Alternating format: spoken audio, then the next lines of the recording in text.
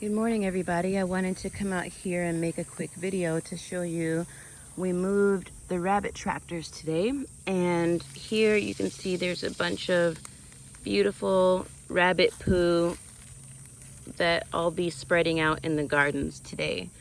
The wonderful thing about rabbit poo is that you can put it directly on the garden.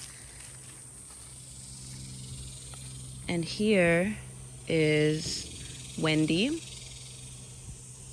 Her nickname is Felicia, and she's right here by the water because it's hot.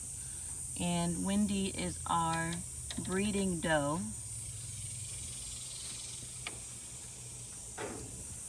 Hey, Wendy. We haven't bred her yet because it is so hot. And so we're waiting until the fall to do any bunny breeding. So the rabbit poo I'll be tossing all throughout the gardens today. And as you can see, all of these stones that are lining the garden beds, all of these stones came from right here on our property. So with the Texas Hill Country, it's just like one big rock. If you dig down, you find these stones, and then you dig a little bit lower and there's more. So we take the stones, we line the beds, but one of the conflicts that we've found with having gardens is that we don't have a lot of soil, because if you dig down you come to these stones. And so using the rabbit poo and using the compost from the goats, the hay that they go to the bathroom on, and that they poo in, we take that and distribute it around the garden so that we can rebuild the soil and feed the plants. So here you can see in this back bed, the melons have overgrown their bed, and these are cantaloupes. And I've had a hard time being able to get the cantaloupes right as they're ripe, because the squirrels come, I think it's the squirrels, it might even be the birds coming and eating them right as soon as they get ripe. And so a friend said to take some pantyhose and wrap them in pantyhose so that the squirrels can't get to them.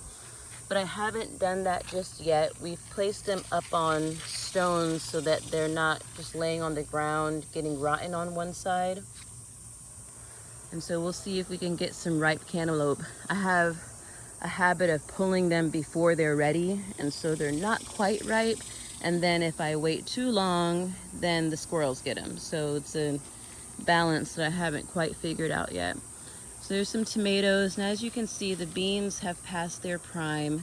So I'll come out here today and harvest the rest of the beans, and then I think I'm gonna go ahead and pull these plants up and feed them to the rabbits and get some new seed down and plant some things that are more desert type of vegetables that can tolerate the heat, because it's going to be really hot in July and August. Here you can see we have these butternut squash are getting really big and they're beautiful. That one's a really good one. Oh, there's some little fungi growing in there. And then we have some pickling cucumbers. But as you can see, this bed just needs some attention. It needs some love and some time. So I'm gonna get out here and spend some time with the plants today and really clean up these beds. Here's another butternut squash that actually climbed the trellis. It's nice when the plants do that. I trained them a little bit, but then they really just kind of took off up the trellis. Here's where we've put a lot of our leaves that we've raked to start rebuilding the soil over here and composting these leaves. And we'll come and say hello to the other two rabbits back here. I actually have a date today to go and pick up some bunnies, some champagne bunnies, and I'm really excited about that. I think that Jeremy is a champagne rabbit. Let's see. I'm not sure, I'll have to ask the man today what his exact breed is, but this is Jeremy. He's our breeding buck, and he's a really, really handsome rabbit. Hi, Jeremy. Good morning. So he's the lucky guy that'll get to do the breeding this fall. And this is Ninja over here. Ninja is not quite old enough. Hey, Ninja. Hey, buddy. Ninja is so sweet and so friendly. We've had him since he was about a month old. And he's a New Zealand rabbit. I love that he has these pinkish purple eyes. It really freaks Nathan out, but I love them. They're not so much red as they are pink, purplish, bluish. Hey, Ninja. And he's a really sweet bunny. So in a few months, Ninja will be old enough to breed as well. And he had a brother, but his brother, I think, got overheated. And a couple of months ago, he died. And the kids butchered him and ate him.